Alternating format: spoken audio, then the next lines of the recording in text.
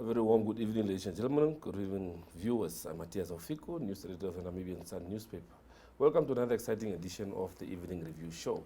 Well, tonight we speak budget matters. Of course, budget discussions are underway in the National Assembly. Following the tabling of the budget, 80.4 billion it is. Well, it's an unheralded number, so big, never heard of. And for that we have Honorable Bernadus Swartbooi in studio, the leader in the Chief Change campaign of the Landless Peoples Movement. Welcome, sir, and good evening. Welcome to you to Yeah? parliamentary debate where you have insight into debate. So I'll welcome you to Yeah? that space where we try to change things, but it's very tough. Very tough. Yeah. No, that's good, that's good. Well, 80.4 billion, money has never really been a problem in this country, but of course, the way we spend it has always been questioned. But what is your take on that? Of course, you delivered your reaction to the budget yesterday. So what has been your take? Just a brief summary on that. Well, you know, the budget is the epitome of what politics really is all about, because what is politics? Who gets what, how, and how much, and where? And if you see the budget and the allocations that are given, you see basically the priorities of the Swapo party government that is in charge of the central government, that keeps on repeating the same things, gets the same results, and just keeps on changing the thematic layout of the budget.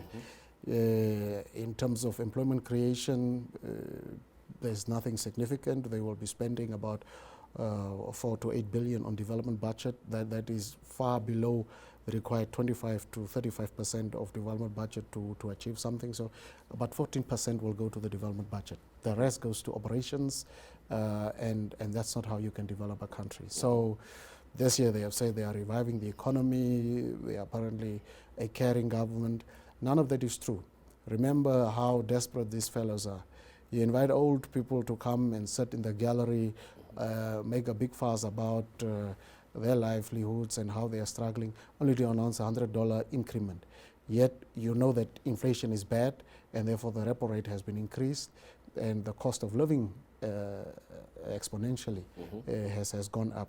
So the rhetoric doesn't match the reality, and that's really the sad part of the whole situation. There has been a good amount coming from SACU, I think in excess of 6 billion. Again, that is not sufficiently going to be deployed to productive sectors of the economy, and that really keeps us precisely where we are. Yeah. So over the years, we've known these problems.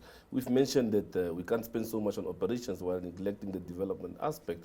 But we've been repeating these things year in, year out. So what is it that's stopping us from really affecting the change that we need? It's the way the Namibians vote. They keep on voting for the same go people. to the voting. Because at some stage, accountability is not just politicians. The citizens must also account for the types of votes that they give to ensure that they too really transform right there at the ballot box the direction of the country. For 32 years, this is the 33rd year, same language. Unemployment is a challenge. Youth unemployment is a problem. We have to diversify the economy. We have to add value to our raw material. We have to right-size and downsize the public sector. The debt to GDP is spiraling out of control. The deficit is spiraling out of control. All of it has been said. All of it has been diagnosed. But there is no political will. And just the other day, about 3,000 young people were applying for one position. It's a crisis upon a crisis upon a crisis. So here we have not necessarily a money crisis. We have an ideas crisis, but a political will that is just absent. There are things that you just got to do. If you want to deal with unemployment right now, you know, or are supposed to know, as those that have been in government, that have been exposed to various countries, that any society develops from its agricultural base. You have green schemes that have not been effective. You have sufficient water resources in Ohangwena, yet Ohangwena is one of the poorest regions in the country. It has the land, it has the water, it has the people, and the soil is not a problem. So you've got to take this, Matthew, back really to the citizens and say, is it a problem of the leaders that are elected of Swapo? Or is it a consistent belief that we have nurtured in these people that are leading central government, that regardless of the errors they commit, they will get the vote again and again and again. So maybe we're kicking at the wrong horse. The right horse that we must be asking to answer is, what really is the type of future you want? Right now, this year, Matthew, you know what has been the results in education. Where are the demonstrations of parents and children that have been affected by about a 33,000 total in grade 11 that have been decimated from the system? Where is the outcry? If it's not LPM and a few others doing the outcry, raising the issues in Parliament, articulating the issues, trying to provide answers, putting together a package to make proposals to the President and to ministers, who else is there to make these noises? And that is the question we must ask. Yeah. What type of future is it that Namibians want? How is it that so often problems are just getting chants and screams for a week and thereafter it's gone? We had the procurement board, to have, Matthew, where they awarded these tenders in ways that the public began to complain. It stopped there. From the side of the public, those that were on Facebook and so on. We as LPM had to go and write letters. We had our press events. Then we organized a small picketing of 100 people. What was the end result? The tenders were withdrawn and they were re-advertised.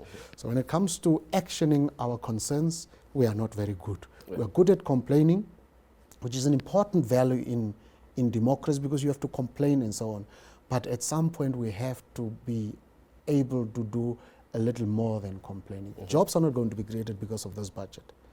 The best bet we have for young people is a short-term job of a maximum of 12 months with this public procurement works and so on and so forth. Agriculture is not going to get a fair chance to ensure food self-sufficiency. We are not going to, and there's a drought looming there, they are telling us, we are not going to get a chance to, as a country, ever get ready for the fourth industrial revolution. We will be left behind more and more. And interestingly, countries whose societies were at each other's throats, countries where people decimated each other, and in particular countries like Rwanda. If you go today to Rwanda, the things that people do, the way they have reorganized themselves, the energy that the government has, the energy that society has, the unity of action because they are moving elsewhere, is very palpable. You would just do yourself good if you just go and search for major projects in Rwanda. You will find at least 6 or 7. They are building 3 hydroelectricity power stations. They are building new airports that will be able to accommodate 7 million people, not just in Kigali, but elsewhere in the country. They are building roads and railways to access goods and service and enhance their trade right from Tanzania into Rwanda. Yeah. You can see things are being done here. If you look back at this country and the reign of President Kengo, this is the 9th year. What would you say are the big infrastructural projects that would have a transformative impact in the social development framework, in the Human Development Index? What would you point at? Yeah. Maybe he would argue that he became president at a time when the country's economy was teetering. Correct. But you have had so many options that you could, at that instance, use to get the country moving forward. You had an opportunity when you were coming in, the Negeral Dam was being completed. You could immediately, in a year or 2, begin to create jobs for at least 20 to 30,000 people. A hectareage of 5,000 can employ at least 35,000 people because of the size of that land that is able to absorb even the most unskilled but trainable young Namibians. You could already have recorded the ability, unlike before, to export massive amounts of food and food produce. You could already have developed a significant value chain from the Negeral Dam down to Notre Dame, down to Osengir. You would already have created a major, not only a transportation sector, which could be further consolidated here, but a agro-food processing space and a zone in this country in that short period of time. There are other things that we could have done that we are good at. Solar energy. We could have by now become a net exporter of solar energy. We have had an opportunity where the giant South Africa has problems with electricity, and that we could have become a major generation center of electricity and export that on a fixed term contract, reversing the current situation where we are a net importer, where we import about 70% of our electricity from Zambia, Zimbabwe, and South Africa. We would have reversed it right now. Why? Because the money is there from the international community. Even with the Negerdal Dam, the money is there. There's a company that already is operational in Namibia whose reputation is known, that sits with a 500 million. They brought their princes and their CEOs and said, we've got the money. Tell us, what do you want us to produce? We'll create jobs for you. Yeah. You tell us what to do. You are the bosses. We'll make the money available. Part of the produce we'll take because we are just a desert country. You create jobs. You have food at a very cheap price that you can sell. Already on those two scores, this president could have been a major success story in his presidency.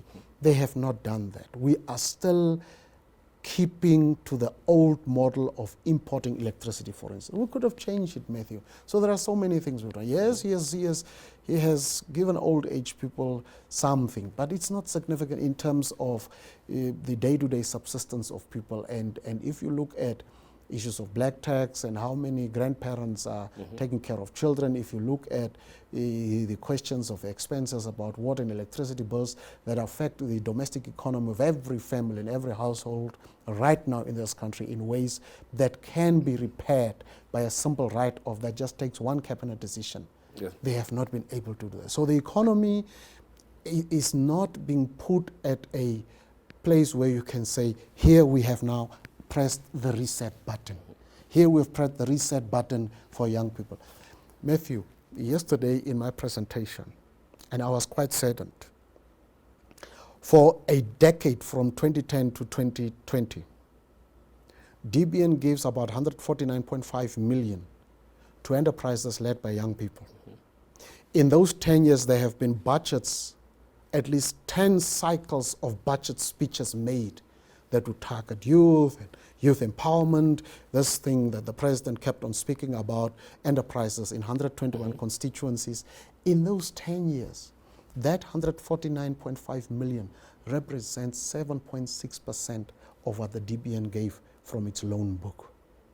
This is how important our young people are for us. I would have said if about 60% would have been given to youth-led enterprises, we are genuinely walking the talk about youth empowerment. Yes. But only 7.6% has been given to young people. What does it say about this government's commitment to young people?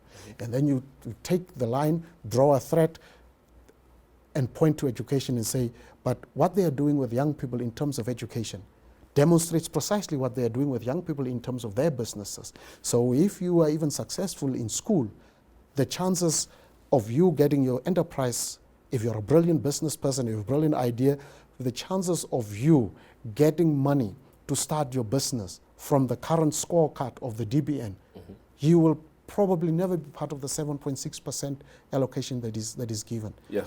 So it's really sad, Matthew, where we are, and the rhetoric that these colleagues keep on articulating, the types of beautiful and flowery language that they use, and the situation on the ground where people are first and foremost hungry, literally hungry, where they are literally homeless, where they have, as a hotel worker or as a petrol attendant or as a cleaner in a private sector organization, or as a tea lady, or as a garden boy or garden girl or garden man or garden woman. These people having to take taxi have no place that they can even tangibly call their piece of land. They have to spend about, in areas such as Windhoek, 800, 900, 1,200 on leasing somebody else's kaya. And many of them have done this for 15, 20 years. And they are saying, if I can get a piece of land, take this corrugated iron sheets and the poles and put it on a piece of land that on paper is mine. Yeah. Already I'm making a saving of 1,200 as a security guard. That type of basic economics and the application of basic economics, sensible, common sense policies, that is not there. Yeah. And you can go and ask the question, yeah, but Swartbooi, you colleagues had a mayor in the city of Windhoek. You are correct. During our time with the colleagues that were with us, Job and others, in a space of 6 months after IPC was out of management committee, in a space, Matthew, of 6 months, the mayor of the city of Windhoek, SADC governors, handed to residents in the city 30,000 PTOs. Never been done before. 30,000 PTOs. Yeah. And what we have actually had was a backlog of 120,000 PTOs in the informal settlements where people are saying, colleagues, we elected you. Can you please just give us PTOs? So the first thing we did is we are not going to allow police to demolish shacks at all. Once we Let me became just cut your train of thought there. Yes. We'll head for a short break. Sure. So we can continue with this. Yeah. And of course, the primary basis of your party, the issue of land That's right. and how it impacts your mandate. Of course, you'll say that it's how the people voted and so on that cuts your legs a bit short, Yeah. but we'll talk about that after the break. No problem. Well, to our viewers, we head for a short break and we'll be back to continue this conversation. Stay tuned.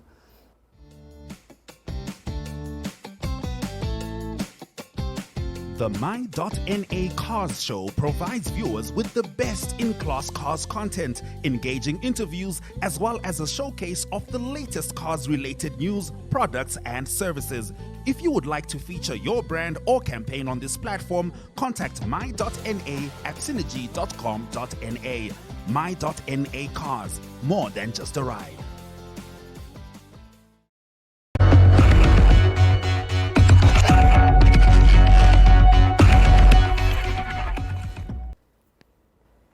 Well, welcome back from the short break. Honorable Swartbooi, you touched on the issue of City of Windhoek. Quite a hot potato. Absolutely. Just by mentioning it already, I'm sure the viewers, their blood is already boiling.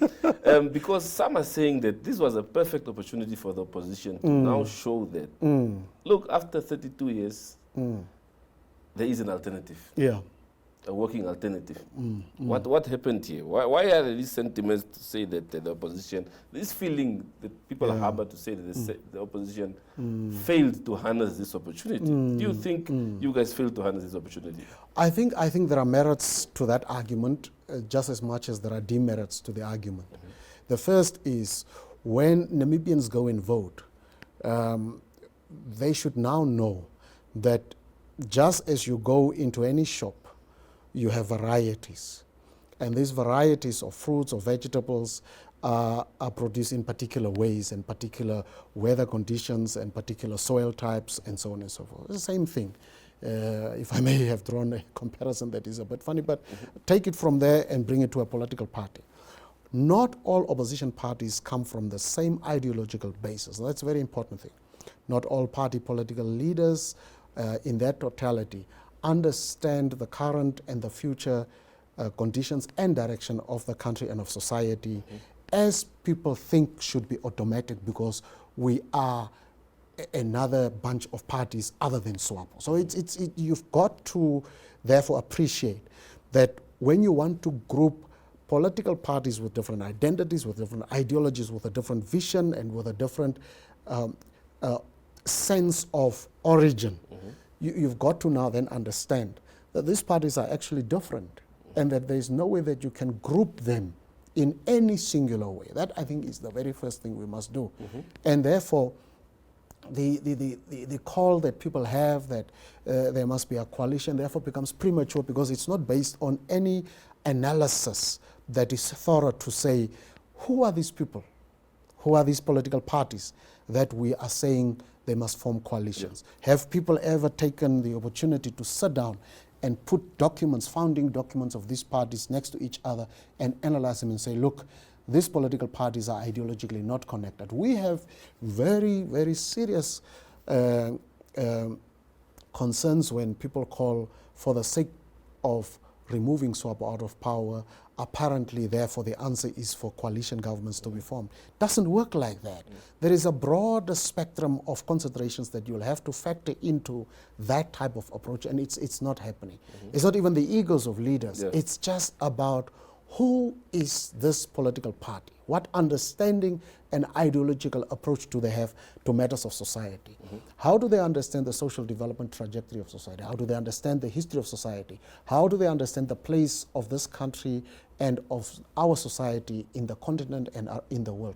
That is a purpose. So if you just take all of that I located for you and bring it into the city of Windhoek, I would say, well, there is a merit that we could have said, look, let's become mature and deal with this question of working together, setting aside all differences.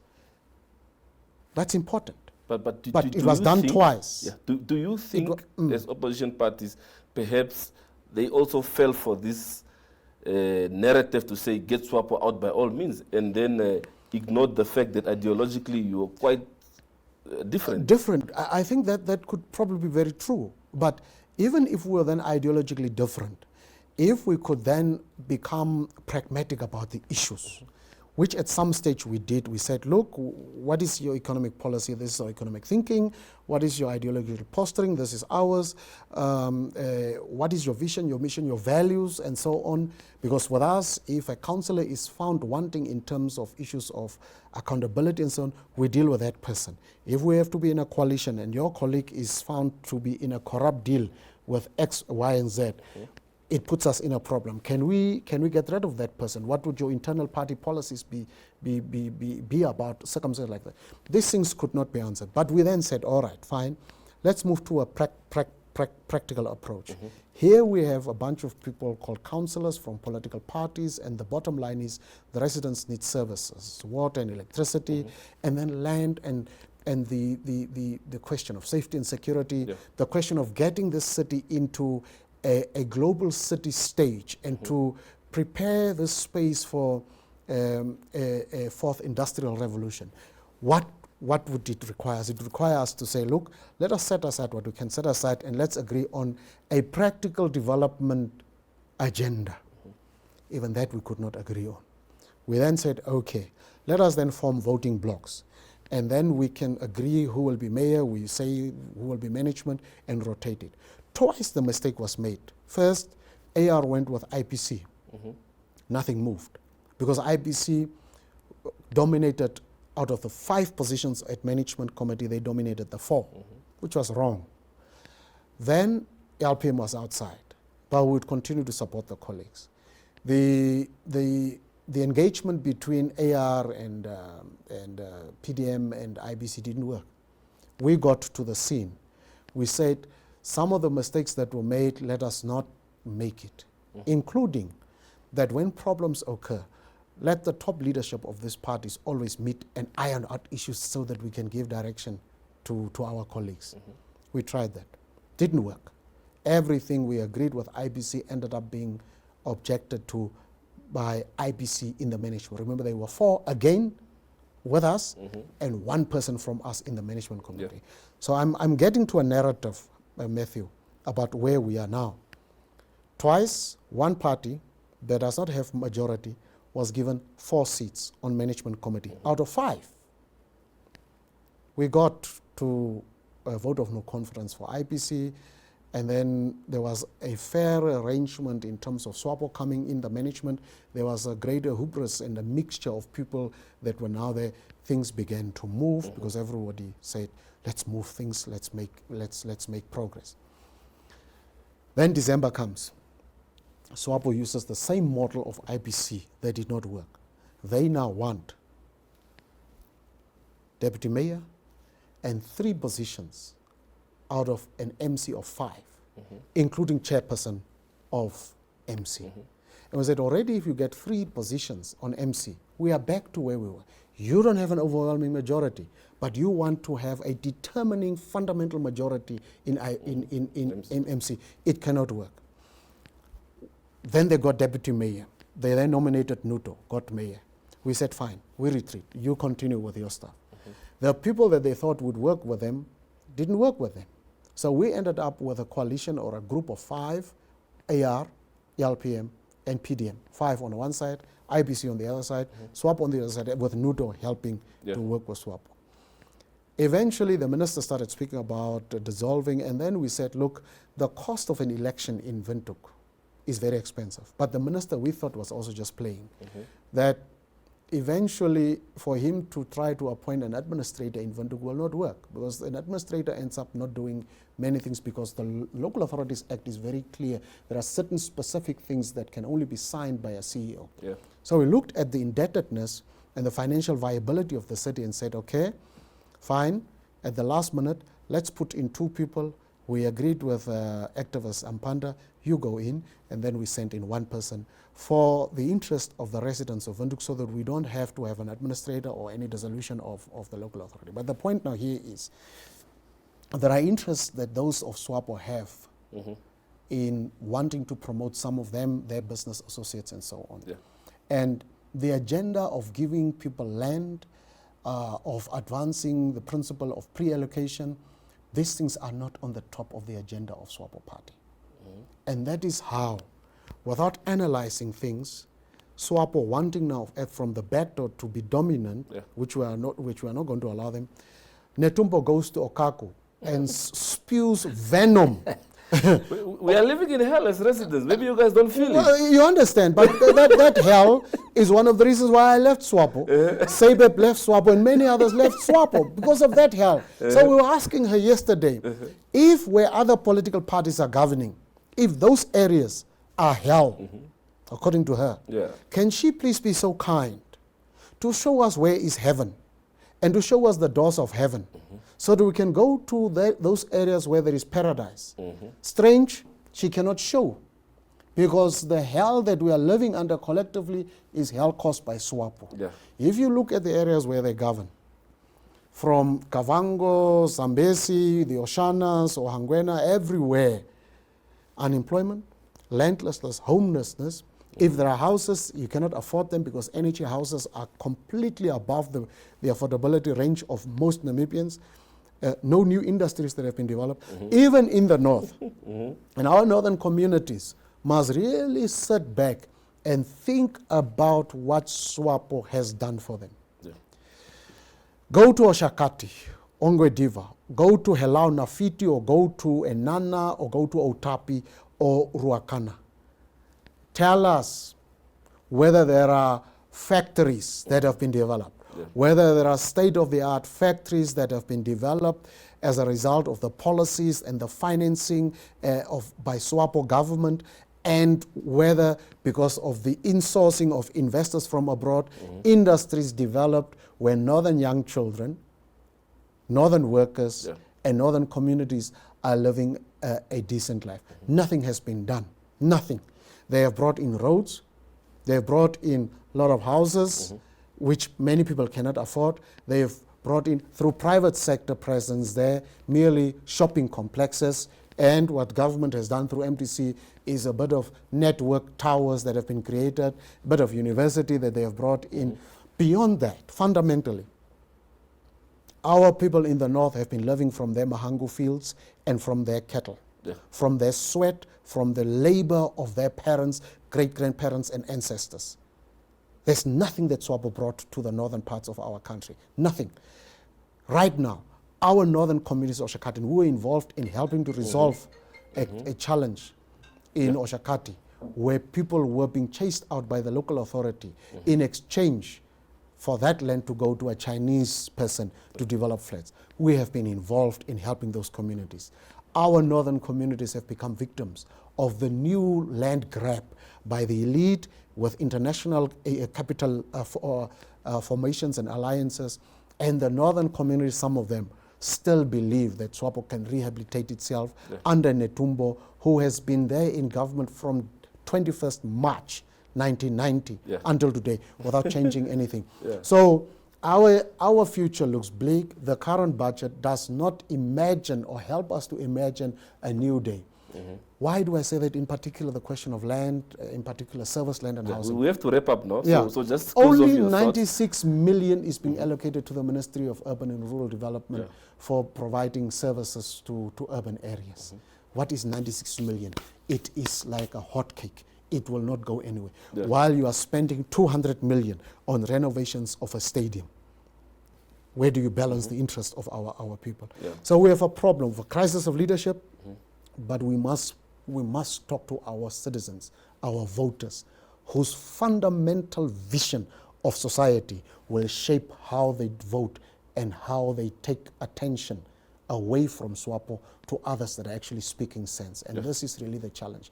They are giving them now a nearly 80-year-old woman who is a has-been, has been tested, has been tried. She cannot say how many investments she has brought to any area in this country as a foreign affairs minister, as a deputy prime minister. These things matter. The record of people in government matters, not just the brand. The record of people matter. And if the brand has failed, it tends to show that the individuals in that brand have failed. Right now, for us... I have to cut you short now. Okay. We'll have you back in studio, hopefully not far from today. Okay. So just wait for our call. Can I just say this quickly? For us, on the question of land that you asked, we are preparing to hand over 700 erven in Marintal to young people and to all members of society, of community in that town. Another 188 in Gibeon, another 370 in Keetmans. And we have created jobs in smaller towns, villages like Marintal, like Stambreed, 300 jobs in Marintal. We have cleaned up local authorities from corruption. We are getting new people that we are hiring so that we have a new approach to governance that understands accountability and transparency and the viability of public institutions. That value of accountability and transparency is what society needs now, and we are performing on all those fronts. Thank you. All the best with it. Thank you. Thank you for coming through to this evening. Thank you. To our viewers, that's it from the Evening Review team.